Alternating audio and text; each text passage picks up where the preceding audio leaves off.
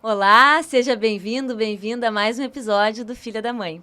Hoje a gente vai falar de um tema que é importante na vida de todos nós, relacionamentos. Eu tô aqui com a minha mãe, Rosalia Schwark, e com o Rafael Ramos, meu amigo, professor e inspiração nesse tema também.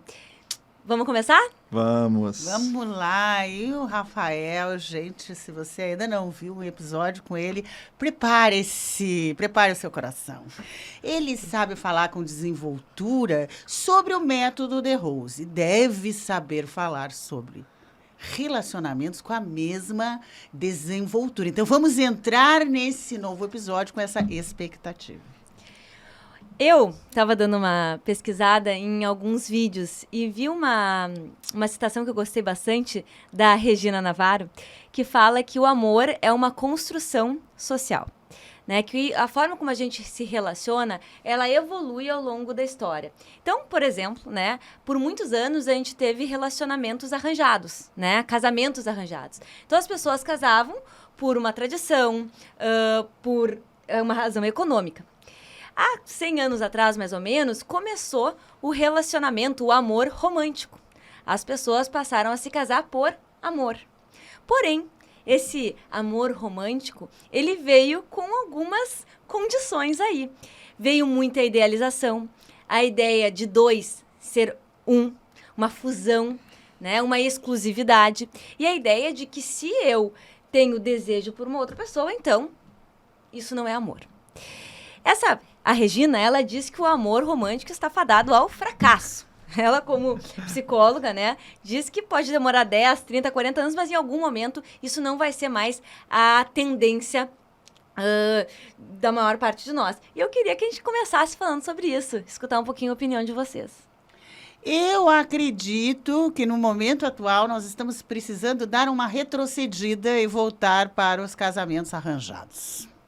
Né? Que poderia ser mais... Ah, olha a cara dela. Olha, A Leorinha na no hora. momento as coisas estão... Sim, muito no bom. momento... Que isso, mãe? Ô, mãe, como assim, cara? Presta atenção. Né? A coisa era levada de um jeito mais racional, mais lógico, né? E as pessoas se encontravam e tem muita pesquisa sobre esses relacionamentos, quanto eles deram certo. E quando a gente traz o cérebro, a gente entende por quê. Porque quando a gente entra nesse amor fantasiado, romântico, a gente entra com muita expectativa. E vai lá essa expectativa de uma super recompensa para o cérebro, você super recompensada, você super recompensada. Isso não é amor. Isso é uma dopamina viciante e as escolhas são feitas em base muito erradas. Daí a pessoa depois, ela pensa que ama, aquilo não é amor, porque ela não gosta de estar lá. Porque o estar lá, naquela relação, ela se sente com a estima lá embaixo, insegura, insatisfeita.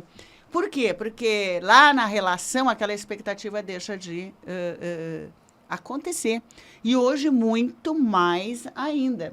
Então, eu estou trazendo essa inesperada questão para vocês, porque todos nós estamos precisando entender melhor, até quimicamente, cerebralmente, o que é o amor e o que é vício. Nossa, você falou... Quando você começou a falar, eu já fiquei levemente indignado, como Laura ficou. E em seguida, entrei no seu esquema. Entrei, porque eu tenho várias coisas que você falou que fazem todo sentido para mim, que é o seguinte. A maneira como eu, principalmente, cresci com base na televisão, nos filmes e tudo mais, era de que eu vou idealizar um relacionamento, nessa ideia do amor romântico. Eu vou idealizar um relacionamento, eu vou pensar como é essa pessoa, e eu vou construir toda a novelinha na minha cabeça de como esse amor vai acontecer, e logo, nossa, eu vou construir, vou ter filhos, se for o caso da construção, né? Ter filhos, e viveram felizes para sempre. E um pouco do que a Laurinha falou, que se por acaso eu me interesso por outra pessoa, é porque esse amor não é verdadeiro. Só que, ponto 1 é uma construção, é uma história que foi contada. Só que no momento em que nós somos envolvidos por essa história, você não toma consciência de que é uma história, né? Simplesmente aquilo é colocado para você, como foi para mim, como se aquilo só existisse essa realidade. É assim e acabou. Não existe outra forma de pensar a respeito desse tipo de interação. E quando você falou sobre os casamentos arranjados, eu conheci uma pessoa que teve um casamento arranjado. E que ela comentou que, na verdade, a sensação que ela teve era de que, como ela não tinha expectativas nesse relacionamento, tudo era novo e ela foi se interessando pela pessoa. Eu não sei se o relacionamento foi duradouro, né? Mas isso já é um princípio interessante. E eu só não acho que essa ideia do relacionamento arranjado, como era antigamente, é uma ideia muito boa, porque foi num momento histórico que o machismo era algo muito comum, né? Ou seja, o patriarcado no seu auge, no seu ápice. Nós vivemos o patriarcado ainda hoje, mas naquela época era um negócio assim, em que a opinião da mulher ela tinha que ser validada pelo homem, e todo o cerceamento da liberdade e tudo mais. Então, na verdade, a mulher ela é entregue a esse relacionamento como propriedade daquela pessoa. Então, essa ideia do relacionamento arranjado é que para mim é uma loucura. Ao mesmo tempo, pensando sobre os relacionamentos e sobre as expectativas, eu imagino que quando eu entro num relacionamento cheio de expectativas, o único caminho que esse relacionamento tem é o buraco. Porque é impossível que uma pessoa que teve um histórico de vida completamente diferente do meu consiga, nessa interação que é super desafiadora, trazer sensações que são base nas minhas expectativas de vida. É impossível. Eu percebo, né, são 35 anos como terapeuta, né? Então, hoje a Laura me perguntou das tuas clientes, e clientes, homens e mulheres, eu atendo, quantos % é sobre relacionamento que estão lá? 40%, até ali no cálculo atual dá uns 40%. Mais, eu acho, né? 60% e 40% outros problemas. Se tu for contar também o interesse das pessoas, não só no atendimento individual, mas em curso, nas perguntas via Instagram e tal, aí tu vê que é muito mais relacionamento. Eu falei agora uma coisa parece contraditória, né? Mas se a gente estuda o cérebro, ela não é tão contraditória. Tem muita gente dentro de relacionamentos, passando trabalho. A gente pode chamar de relacionamentos tóxicos e abusivos por alguma parte, assimétricos, e continuam lá com a expectativa que o sujeito ou a sujeita vai mudar. Ah, não, ele vai mudar, e vai aguentando uma submissão pior que os casamentos arranjados. Sim. Pior. Por quê? Porque a pessoa ainda acha que em um determinado momento ela vai conseguir consertar, ela vai conseguir mudar, aquele sentimento de desprezo, de desmerecimento. Então, essa coisa patriarcal acontece, às vezes, nas relações, um sobre o outro, e não existe essa parceria. Eu costumo, e aí vem a contradição do que eu vou dizer. Quando uma pessoa, ela me procura porque ela quer encontrar um relacionamento, mudar o seu relacionamento, o meu primeiro passo é identificar os teus 5 critérios de satisfação. Aquela pessoa que ela tem que ter 5 coisas. Uma cadeira, para ela ficar de pé, ela tem que ter 4 pernas. Tem que ter algum alicerce. Sim. Na nossa vida, a gente tem que ter um posicionamento, até para poder saber dizer sim ou dizer não. Mas aqueles critérios realmente que são importantes. Por exemplo, eu posso dizer assim, para mim é muito importante a demonstração de carinho. Carinho físico. Eu quero que a pessoa chegue na minha casa e me toque, assim é que me faz relaxar, assim é que me faz sentir amada. Um exemplo. Outro, eu preciso da admiração. Se eu não admirar essa pessoa pelo intelecto, pelo trabalho, pela beleza, seja o que for, eu não me sinto atraída. Independente do que for, eu ajudo as pessoas a identificarem os seus critérios de satisfação. E aí tu pode pensar, atrás do príncipe, sim, do meu príncipe, da minha princesa, porque príncipe é isso. O teu príncipe é aquele que cumpre com 5 coisas fundamentais para você, que talvez não seja para ti as 5 coisas fundamentais, né? E eu poder dizer, não me serve. Olha, eu gosto muito de um cafuné no pescoço. Aliás, o pescoço é uma área que eu gosto muito mesmo. Eu gosto disso. O cara que não fizer isso em mim, ele não está dentro dos meus critérios. E isso fortalece uma das coisas que eu acho mais importante para os relacionamentos. O meu amor por mim mesma. Eu mereço, é meu direito e é certo para mim receber isso dessa pessoa. Se a gente se antecipa dessa forma e não com a expectativa de que vai me entregar tudo, mas se antecipa com esta forma, eu acredito que é uma proteção ao amor próprio. Eu vou entrar com uma com um ponto aqui em relação ao casamento, né? E as exigências que a gente acaba fazendo de uma única pessoa, né? Então, aquela pessoa, ela precisa ser a pessoa que tu tem tesão, a pessoa que vai ser um bom pai ou uma boa mãe, um bom amigo, uma boa pessoa de dividir a casa, afinal, ela tem que ser tudo, né? E se caso alguma coisa não cai bem, aí então tem que se separar. Será que a gente não exige muito de uma única pessoa? Será que é possível cumprir todos esses papéis? E será que se a gente conseguisse as nossas necessidades de outras formas, não, né, só com um único indivíduo, não seriam relações mais duradouras? O que vocês acham? Nossa, para mim isso faz todo sentido, e não só no relacionamento afetivo, né? Se você tem vários alicerces de conexão, seja lá no que for, na sua empresa, você está nessa empresa por quê? Porque você gosta do ambiente, você gosta das pessoas, o trabalho te realiza. Enfim, são várias coisas que no seu dia a dia alimentam o sentimento de, poxa, estou onde eu deveria estar. Essa relação com a empresa tem uma chance muito grande de dar certo. Um relacionamento afetivo é a mesma coisa. E a consciência disso, né? Exatamente. A consciência sobre isso. Por que eu estou aqui? Porque a pessoa precisa responder isso. Porque senão ela fica por dependência, por acreditar que a fonte vai ser o outro. E não é a questão de a fonte ser o outro. A questão é eu estar num ambiente que não me intoxica. Porque se eu tô com uma pessoa que ela me emana uma energia de desprezo, de desconsideração, de desatenção, tudo o resto. Não é que eu não vejo ela como fonte, mas ela está no mesmo ambiente que eu. E você sabe, a gente é influenciado, a gente é envolvido, totalmente, principalmente para essas relações mais próximas. E o que eu observo nessa minha prática e na minha própria vida, o desespero por estar numa relação é mais importante do que eu entender o que me satisfaz. O que me faz valorizada, amada, respeitada.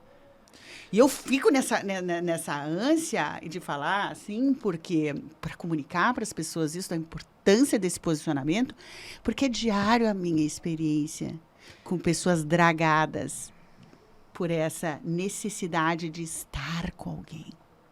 Isso que você falou, na minha percepção, tem total conexão com a pergunta da Laurinha, que é o seguinte: se por acaso eu já não me conheço, né, ou seja, eu não sei quais são as coisas importantes para mim, isso já naturalmente faz com que algo me falte, porque se eu não sei, como que eu vou suprir essa necessidade que poderia ser suprida por mim mesmo, né? Ou seja, eu sou uma pessoa com alguns buracos aqui.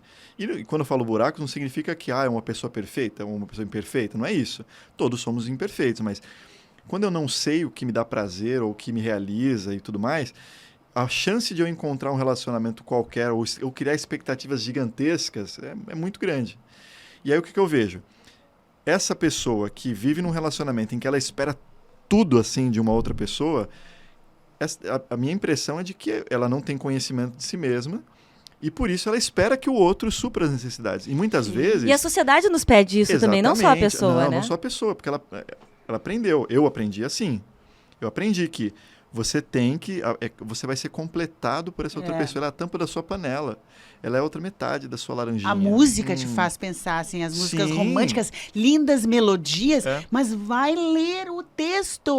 Vai ler o texto. É submissão. Eu preciso de você, não vivo sem você, morro. E músicas lindíssimas, melodias maravilhosas. E às vezes uma relação, ela termina... porque não conseguiu o impossível, né? Sim. E dava para fazer ser possível se as expectativas não fossem desleais completamente, né? Eu vejo né? Eu tenho meu marido e meu filho.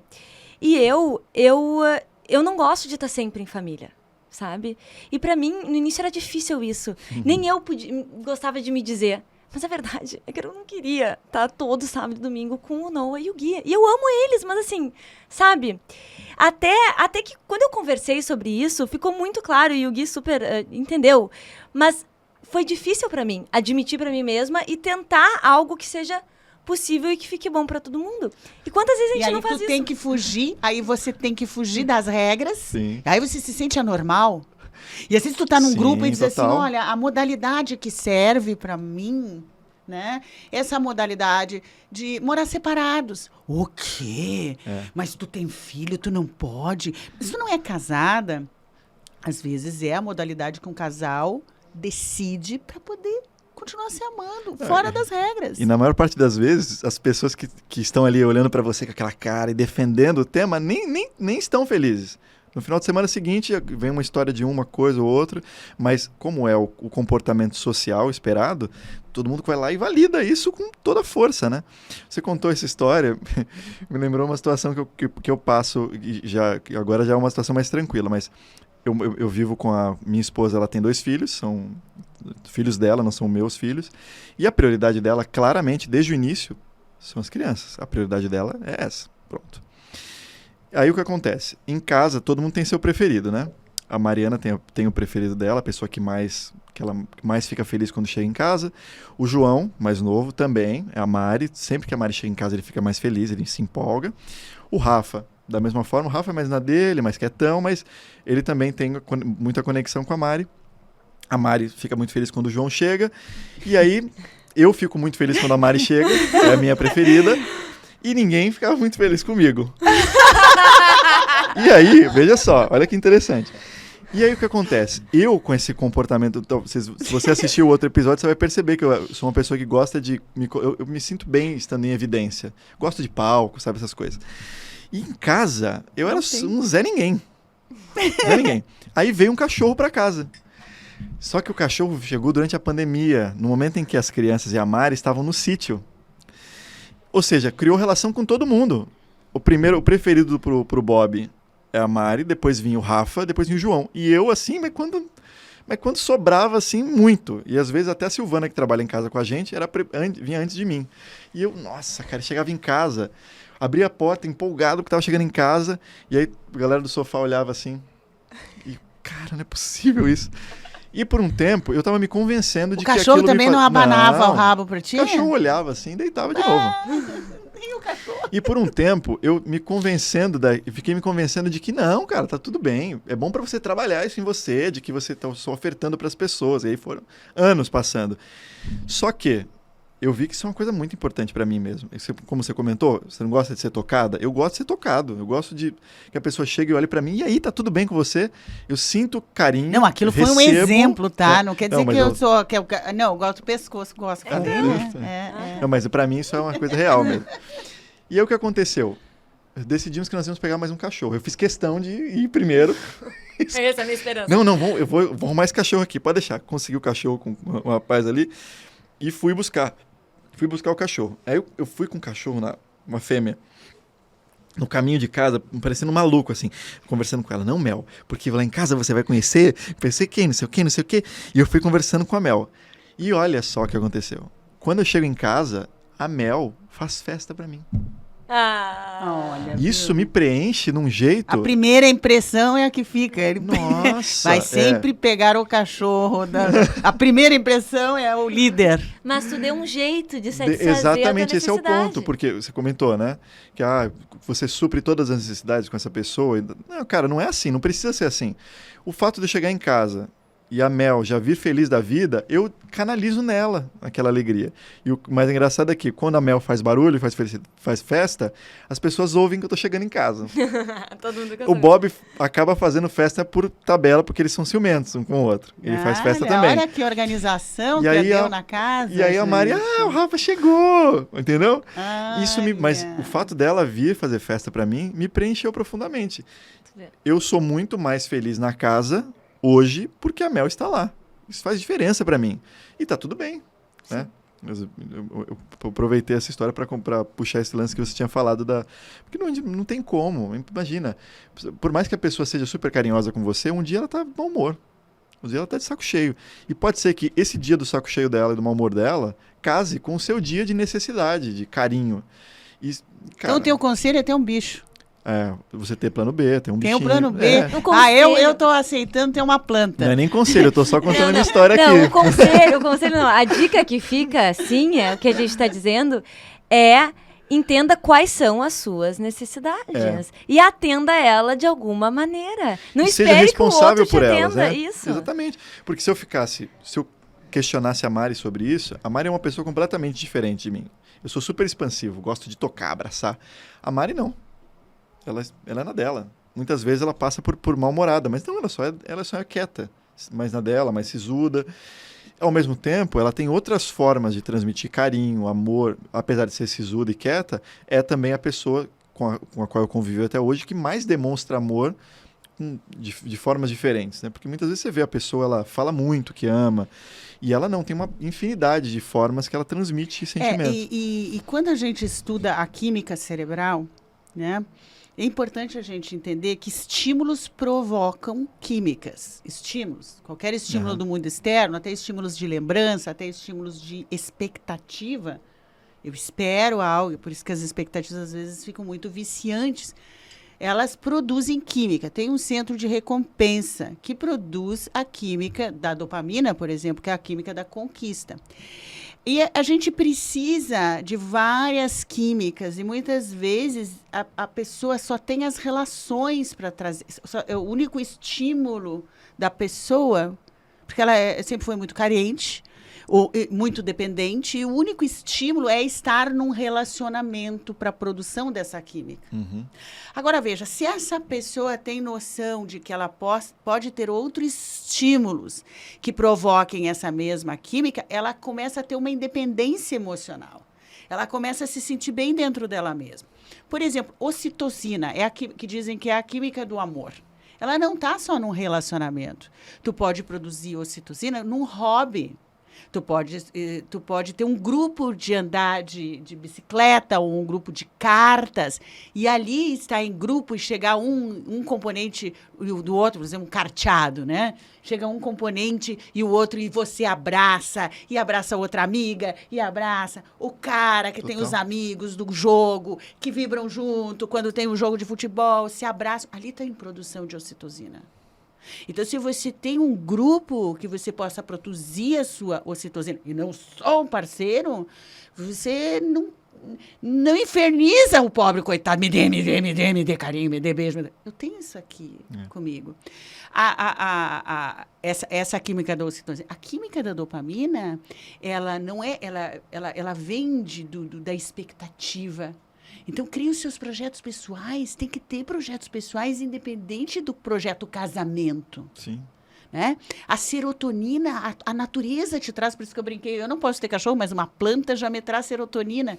A natureza, ver o mar, caminhar no mar, nós que estamos aqui no Rio, que temos essa possibilidade, ou quem está na serra, conviva mais com a natureza, porque um verde produz serotonina. Serotonina é bem-estar. Não é? Dance, produz endorfinas, os receptores endocannabinoides dentro do corpo. Você não precisa de maconha, você pode produzir dançando, curtindo.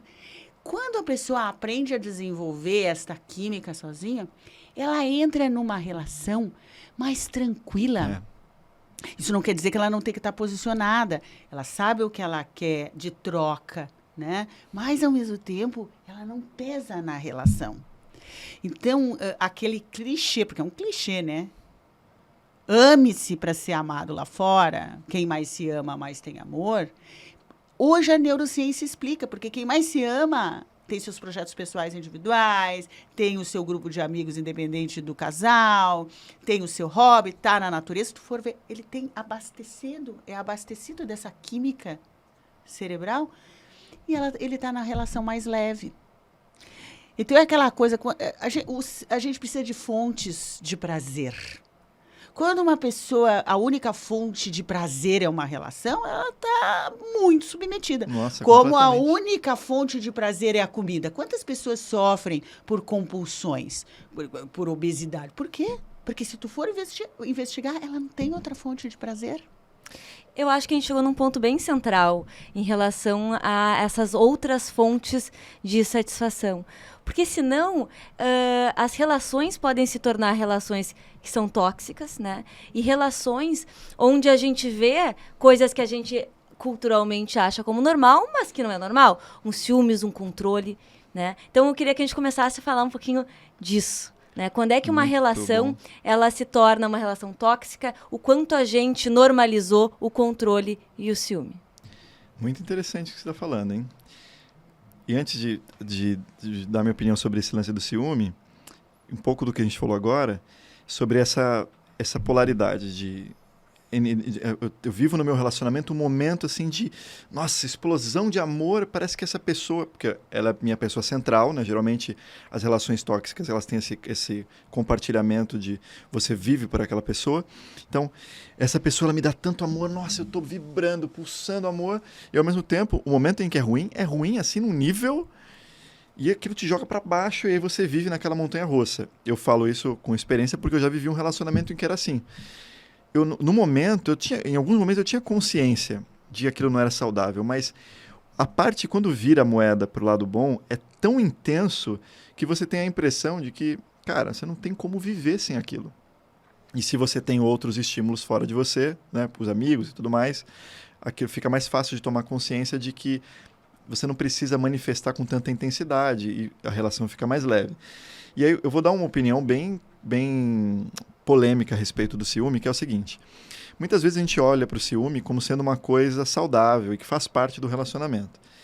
Eu realmente penso que o ciúme, ele não tem nenhuma faceta positiva. Nada, absolutamente nada. Não tem para a construção dos dois, não tem para a pessoa que sente aquilo, não tem para o outro que o recebe. Em nenhum momento o ciúme pode ser visto como uma manifestação de carinho, sabe? Como manifestação de amor. Jogo essa bomba aqui na mesa. Vamos ver o que vocês pensam a respeito. Eu tive um relacionamento com um cara muito legal, e, assim, sabe, como pessoa, como ser humano. E eu disse, né, nosso relacionamento termina porque nós vivemos o câncer do ciúmes. Olha só. Foi um câncer na nossa relação. Começou pouco e foi minando. E ele continua sendo uma pessoa maravilhosa. E com muitas características maravilhosas. Um empreendedor, um cara amoroso, um cara querido. Mas o ciúmes era uma coisa muito forte nele. Ninguém suporta. Principalmente se você tem amor próprio. Não dá para ficar, né? E, claro, falou uma coisa que tem um nome para isso, é bomba de amor. São 4 padrões, são 4 comportamentos, né, que são práticas de relação tóxica. O primeiro é migalhas de amor. Eu gosto de usar esses termos, né? Migalhas de amor. Eu recebo tão pouco. Eu não sou galinha, né? É migalhinha ali, eu vou tum. E eu me contento com tão pouco. São migalhas, eu sei que é migalhas. A pessoa sempre sabe, é migalhas. Não é tudo que eu queria. Isso vai fazer um posicionamento, a pessoa diz, tá muito longe de eu ter os meus critérios de satisfação. Então, pistas. Você está sentindo como se recebesse migalhas. É uma pista de estar numa relação tóxica. Segunda coisa é que é tóxico, é essa bomba de amor. É uma bomba. É uma coisa, é uma êxtase, e vem. E depois uma frieza, uma dureza. E tu fica na expectativa de que a bomba de amor venha de novo. E daí quando ela vem... E depois vem é uma droga mesmo. É uma droga, é como uma droga. É love and bombing. Eu tenho amor, uma bomba de amor, e depois eu tenho um banho de água fria. É isso. Então, tu vive nesse dilema. Assim, não, mas agora, na semana que vem, se der tudo certo no trabalho dela, ela vai vir toda amorosa para mim, ou vice-versa. Vai ser agora que vai vir. E nada na semana que vem. E a pessoa não... O carinho é negado, a frieza vem com tudo, a dureza. E tu começa a te perguntar e entra num dilema. O que eu fiz de errado? A pessoa vive se questionando onde é que eu ri. Como é que a pessoa mudou tanto? É um inferno. E não mudou, ela não mudou, não é ela, é a própria pessoa que tem esse comportamento tóxico. Geralmente, essa pessoa é um narcisista. Então, ele é muito narcisista nesse sentido. Depois, o terceiro é o aspirador. É aquela pessoa que está te aspirando energia. Ela suga a tua energia, entendeu? Te enfraquece bem, para tu te sentir bem inferior e ela te dominar. Entendeu? Então tu não é tão bonita quanto tu pensa, sabia? Ela faz alguns comentários, assim, para aspirar a tua energia. Cuidado com os aspiradores. Alguns chamam de os vampiros de energia, né? Eles vão e manipulam e vão jogando, tirando. Como é que tu sabe? Teu corpo fica fraco. Tu adoece, tu é fraca. Tu fica fraco. Fragilizado. E o quarto comportamento é o banco de reserva. Tu não é a primeira opção. Nunca é a primeira opção da pessoa. Tu tá sempre esperando ser titular. As pessoas que estão numa relação tóxica sabem o que eu tô falando. Porque elas não sentem elas sentem esses 4 comportamentos. E é químico também. Então, essa é uma linha que eu uso, eu pergunto quando a pessoa chega e me conta, eu começo a perguntar sobre esses 4 pontos. Elas têm os 4. São as práticas tóxicas. Então, ficar atento, né, gente, porque ninguém merece. Sabe que, pensando em ciúmes, Bom, eu tenho um relacionamento já faz 10 anos, então já tive várias fases, assim, vai fazer 10 anos o ano que vem. E eu lembro, né, no início da nossa relação, que a gente se apaixonou, né? Tem relações que o amor ele vai crescendo, mas a gente foi meio uma paixão naquele início, assim. Uhum. E a gente tava nos nossos primeiros meses e eu lembro do nosso medo. Eu lembro do medo que a gente tinha de perder aquilo. Sério? Né?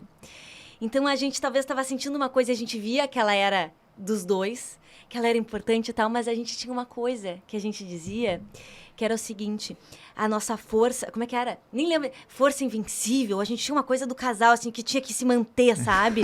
Porque, na verdade, a gente tinha medo. Olha só, né? Tinha medo. E o medo era junto, a gente era cúmplice no medo. Cúmplice no medo de que, de alguma maneira... Porque a gente sabe quando a gente se apaixona por alguém que não é bem uma escolha. Mas essa fase, ela é normal em várias relações, mas calma né? aí. Então, tu sabe que, né? Então, tu sabe que o outro pode se apaixonar, então, por outra pessoa. Tu deduz isso facilmente, né? Que não é... Que, assim, não é uma... Né? E se essa bomba explodiu com você, pode explodir com você, exatamente. Né? Tipo assim, pode acontecer, né? E aí a gente viveu isso um tempo, né?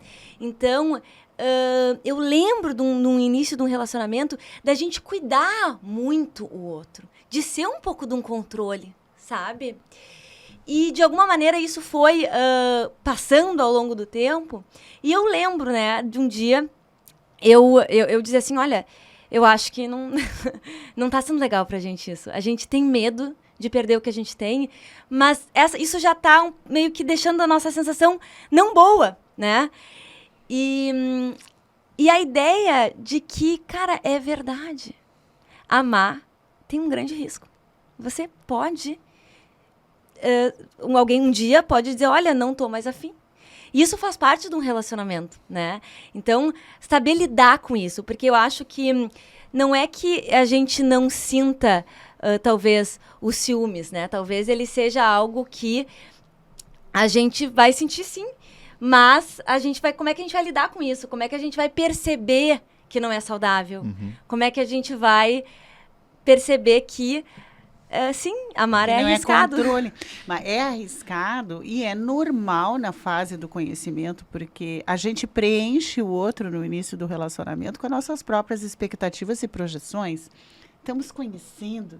Então, eu projeto tudo que eu sempre esperei no outro. Às vezes, o outro tem característica para me oferecer aquilo naquele momento. É essa bomba de amor, né? Não no mesmo sentido. Até naquele momento. E até porque essa bomba de amor te faz sentir... valorizado.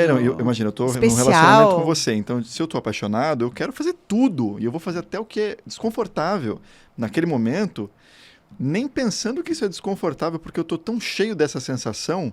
de que, nossa, eu posso viver a vida toda fazendo isso, só que passa, né?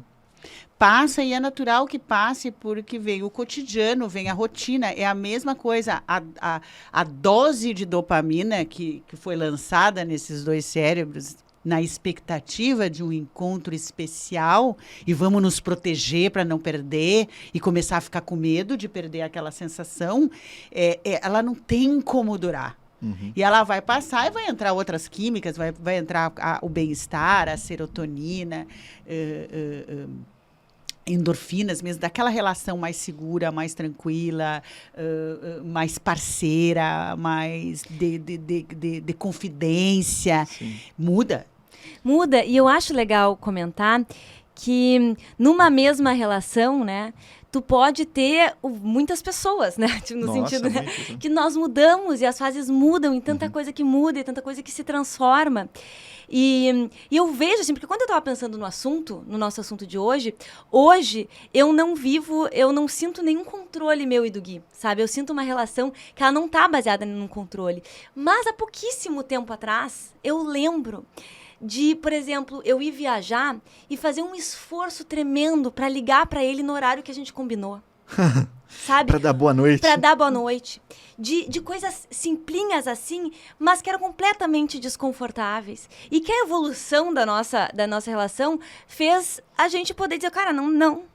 Entendeu? Não. Tá tudo bem, né? Alguns limites que tu vai aprendendo com o tempo. Então, às vezes, eu percebo pela minha relação que se eu desse um corte em determinado momento, poxa, aqui essa relação, ela não tá simétrica. Aqui, ela tá tendo muito controle. Aqui, mas que ela pode ir se transformando. Então, às vezes, a gente precisa olhar para as questões que estão acontecendo e não, de cara, descartar o porquê estão acontecendo e trabalhar, né? Mas tem coisas assim que buscar o equilíbrio do que é permissão e do que é submissão. Eu estou me permitindo ou eu estou me submetendo? Porque, assim, claro, eu tenho que ter, nas relações, e eu sempre ouvi aquelas pessoas que estão casadas há muito tempo, quando tu pergunta, eu sempre pergunto, né? Olha, quantos anos, que lindo! Me conta, qual é o ingrediente para ficar tanto tempo? Nunca recebi resposta diferente do que essa. Paciência. Nunca recebi. Mas às vezes tu vê, eu tive um presente de ver meus pais casados por 40 e poucos anos, né, que eles foram casados, e um casal que meu pai chegava do escritório sempre com um presentinho, que era uma revista, um bombom, às vezes era uma lingerie. Ele sempre trazia alguma coisa para minha mãe. E a minha mãe se arrumava todos os dias para esperar o meu pai. E eles faziam o happy hour fechado numa salinha que os filhos não podiam participar. Olha, era um momento só deles. Uma coisa muito bonita de ver, sabe? Muito bonita. E duradoura. Nunca vi os meus pais brigando. Era para eu ter um relacionamento tão estável quanto, né? Não dá para entender como que não. Mas eu nunca vivenciei meus pais discutindo, brigando. E eles tinham as coisas muito sintônicas. Ela ia na cozinha para preparar o prato e os pastéis para o Vili, que esperava lá com o uísque que ela preparava. Ele nunca entrou na cozinha, não sabia nem abrir a geladeira, porque ela fazia tudo isso. A roupa dele ela aprontava. Então, ela tinha aquele ritual de idolatria aquele homem. Ele se sentia realmente muito amado e todos os dias. Ele, em contrapartida, presenteava, dava suporte. Vandinha, estou preparando uma surpresa para você. E ela dizia, é boa, irei te levar para o melhor hotel do Rio de Janeiro, Otton Palace. Então, a relação deles era assim por muitos anos. Olha que coisa bonita. Um numa posição de agradou. Mas ele era simétrica, não era assimétrica. Ambos eram muito equilibrados. Eu não poderia dizer. Foi a relação que eu não poderia dizer quem amou mais ali. Quem se entregou mais. Eram os dois, né? Eu já, em contrapartida... Esse relacionamento que eu tive com ciúmes, no início da relação, eu me lembro de uma cena que eu me senti a mulher mais amada do planeta. A cena é forte. Estou numa lancha no Guaíba. Trilha sonora. A cena é forte. Eu estou numa lancha no Guaíba, com ele, um homem lindo, moreno. Lembra, Laura? Moreno, bonito. Dirigindo a lancha num grupo de mulheres bonitas e seus biquínis, eram sereias. E eu lá, né? também, uma sereiazinha, assim. Mas era uma mulherada bonita. E paramos para entrar numa casa e todas elas tiveram que descer e botar o pé no barro para poder, né, chegar na casa do Rio, né? E eu tô ali e ele diz, não, eu vou te tirar daqui. Você fica quietinha, que você não vai botar o pé na lama. Disney tá anotando aí, Disney. Faz essa aí. Faz essa novela. E aí, então, me pegou no colo e me levou. Tararam, tararam, tararam, sabe? E eu me lembro dessa cena, e elas todas olhando para mim, as sereias olhando para mim, e eu me sentindo assim, mas é comigo que ele está, é comigo que ele carrega. É assim, eu numa felicidade. Naquele momento, eu digo, meu príncipe me ama, olha que... Depois, ele me levava até o banheiro e esperava. Eu dizia no restaurante assim, ai, preciso ir no toalete. Ele, meu amor, eu vou contigo. E ia até a porta. E aí você ficava... você vai... entendi tudo agora, né? E você vai... E ficava na porta. E eu dizia, ai, que cavaleiro! Ai, que amor! Dá para entender, né? Claro, que isso com foi certeza. avançando de uma forma. Quando eu chegava no restaurante, Rosa, senta virada para a parede. Era assim para não dar confusão. Era assim para eu não podia falar com o garçom, eu não podia fazer o pedido. Essas brincadeiras que eu faço aqui com vocês era inimaginável. Não poderia acontecer. Eu mudei a minha personalidade. E é uma pessoa super legal. Às vezes a gente não espera, né? Super. Coisas Nossa, esquisitas de pessoas incríveis. eu queria falar sobre o ciúme ainda, mas eu lembrei de uma... Você falou que a gente não espera, né? A pessoa é uma pessoa super legal. E, de fato, tem combinações de pessoas que são muito explosivas. Nesse relacionamento que eu tive, eu protagonizei cenas assim que eu falei, caraca, não é possível que é a mesma pessoa. Eu depois, me lembro de mim, o que eu sentia, o que eu pensava e tudo mais. E eu fui conversar com um amigo na época, falando para esse amigo assim, não, olha só, porque ela fez isso. Porque naquela situação ela tinha feito uma coisa que na minha cabeça ela tinha passado dos limites. E aí eu tava cheio das minhas certezas. E ele falou para mim, cara, as pessoas elas são capazes de fazer coisas que você não imagina, dependendo das circunstâncias. Então, assim, da mesma forma que ela fez isso, e ele completou com uma frase mais poética do que o que eu trouxe aqui, para me colocar no meu lugar e pensar que poderia ser você, porque qualquer um de nós, exposto emocionalmente, é capaz de fazer umas coisas assim que, cara, e principalmente porque a gente vai construindo, vai se permitindo, né? Você falou, naquele primeiro momento foi uma situação, ele me carregou no colo, estranho, tá, mas beleza, bonito ao mesmo tempo. E aí você... tão envolvida pela paixão, né? Você se deixa levar por aquilo e a situação toda vai se construindo. E eu no início eu falei para vocês sobre o ciúme, ao mesmo tempo eu não dei a minha percepção, eu não falei como é para mim o ciúme, né? Eu sou naturalmente uma pessoa ciumenta. Eu percebo que eu construí essa linha de raciocínio e tudo mais desde a infância. No meu primeiro relacionamento eu não sabia como as coisas funcionavam e a interação com essa namorada, ela queria que eu não cumprimentasse mais as minhas amigas com um beijo no rosto, e foi super difícil para mim porque eu cresci numa família de mulheres. Minha mãe tem 6 irmãs e 5 irmãos. Cada um dos 11 irmãos teve pelo menos 2 filhas. Nossa. E os homens, na época, até hoje é mais ou menos assim, ficavam no canto bebendo e as mulheres dançando. E eu sempre gostei de dança, sempre gostei de música. Então eu cresci em meio às mulheres. No colégio eu tinha mais amigas do que amigos. E quando eu encontrei essa primeira namorada, super apaixonado, super envolvido pela temática sexual que nós tínhamos e tal, eu vi que para você fazer o relacionamento dar certo, você tem que ceder. E eu, não, beleza, vamos lá. E ela escrevia no meu caderno para que, chegando na faculdade, vissem o que estava fazendo, e eu fui aprendendo, eu fazia a mesma coisa com ela, escrevia no caderno dela de não sei o quê, para que quando ela chegasse na faculdade, vissem que ela tem um namorado.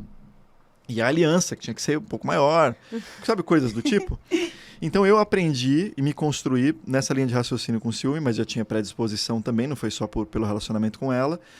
E por ter tanta predisposição a ser ciumento, e ao mesmo tempo ter consciência de como esse sentimento me destrói, hoje em dia eu tento fugir de todas as circunstâncias que me colocam em situação de poder no relacionamento, em que eu poderia, por exemplo, falar para ela, não, olha, não faça assim ou não faça assado, porque eu tenho um pensamento, vem na minha cabeça o pensamento. Só que ao mesmo tempo é assim, enquanto vem esse impulso, todas as vezes que eu consigo ser um pouco mais altruísta, eu consigo destruir esse sentimento e perceber que naquele momento ela é a prioridade, eu me sinto muito melhor, me sinto muito mais feliz. Então, o sentimento de prazer, ele me move para, em todas as circunstâncias possíveis e imagináveis, quebrar essa sensação de ciúme. E com qualquer coisa que você pode imaginar. Por exemplo, estou aqui agora com vocês conversando.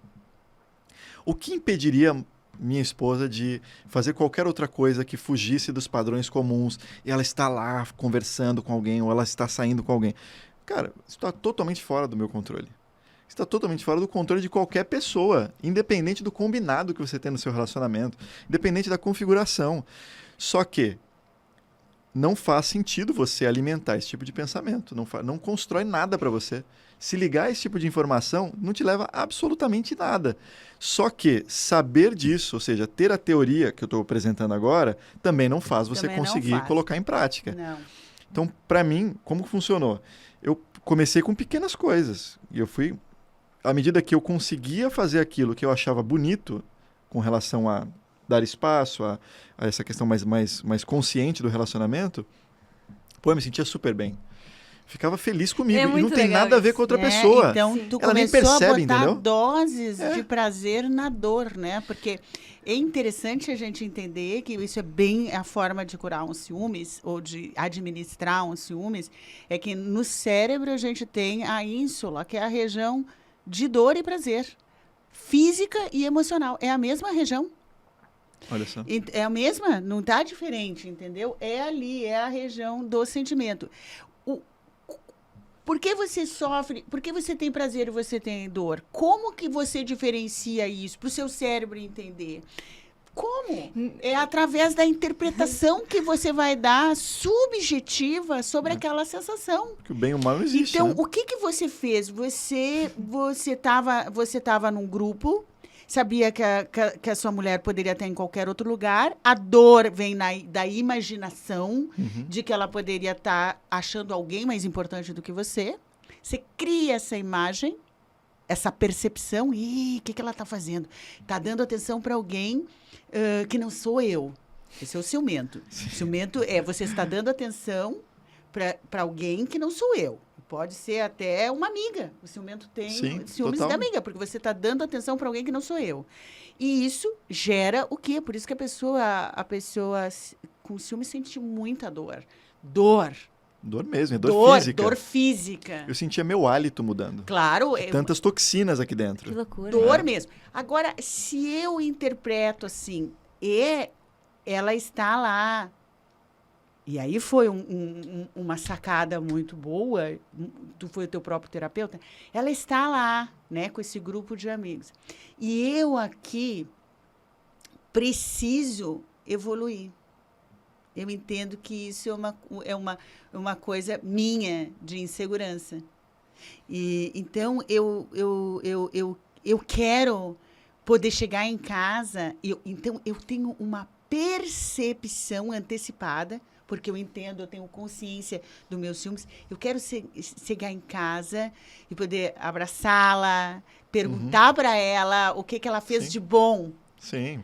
Então, eu penso aqui, ainda não cheguei em casa.